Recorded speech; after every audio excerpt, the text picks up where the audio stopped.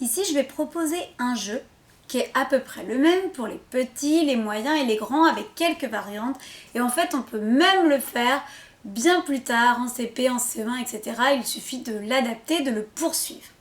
Donc ce jeu, il est très très simple.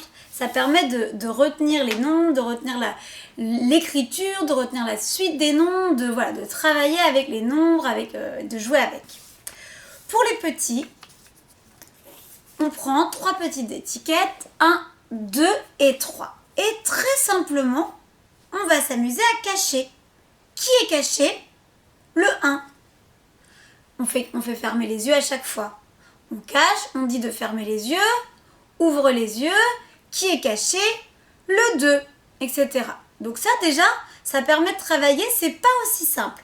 Pour les moyens, on va jusqu'à 6. Et là, quand on commence à cacher, c'est différent. On peut aussi le faire en écrivant. Ça permet de varier un petit peu les choses. On écrit les nombres.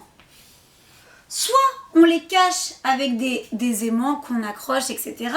Soit on en efface. Et là, on doit demander à l'enfant de venir, soit juste de dire, ça peut être déjà un travail, soit de venir écrire les nombres manquants. Donc là, il va venir, il manque. Il faut aussi le dire, pas seulement l'écrire, il faut faire les deux quand on l'écrit. Il manque le 2, il manque le 5. On les laisse toujours dans l'ordre. L'objectif, c'est pas de mélanger, on n'est pas à chercher la carte rouge ou la carte noire, c'est pas ça. L'objectif, c'est vraiment de retenir dans l'ordre l'écriture, les nombres, etc. Donc on garde l'ordre. Ensuite, pour les grandes sections, on peut aller plus loin, mais on n'est pas obligé d'écrire à chaque fois le 1. On peut démarrer du 5.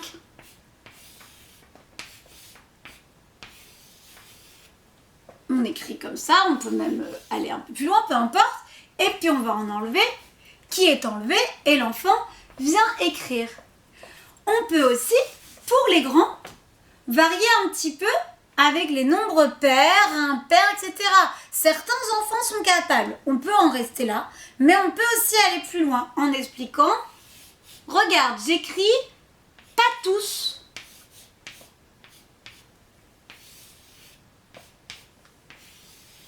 Ça, c'est le départ. Là, il ne faut pas deviner là où il y a les croix.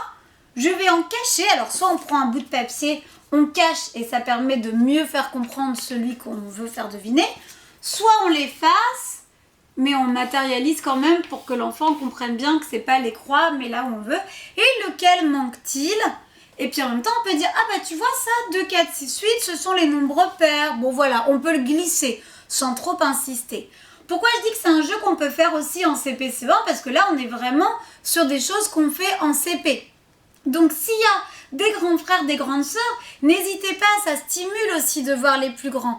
On peut très bien faire une fois pour l'enfant en moyenne section, ce jeu-là où on efface ça. Et puis, un coup, on va faire quelque chose pour le plus grand qui va être en CE1, en CE2. Et puis on va proposer quelque chose comme ça, qui est un petit peu plus évolué. On peut aussi, et là on arrive à des jeux même pour les vraiment plus grands, pour les adultes. Après on arrive sur les suites logiques en fait. Ça permet de faire déjà découvrir le principe de la suite logique. Donc après vous pouvez même en faire aux adultes de la famille. Là on joue tous ensemble et on voit qu'on cherche, qu'on travaille tous ensemble. Donc travaillez bien tous ensemble.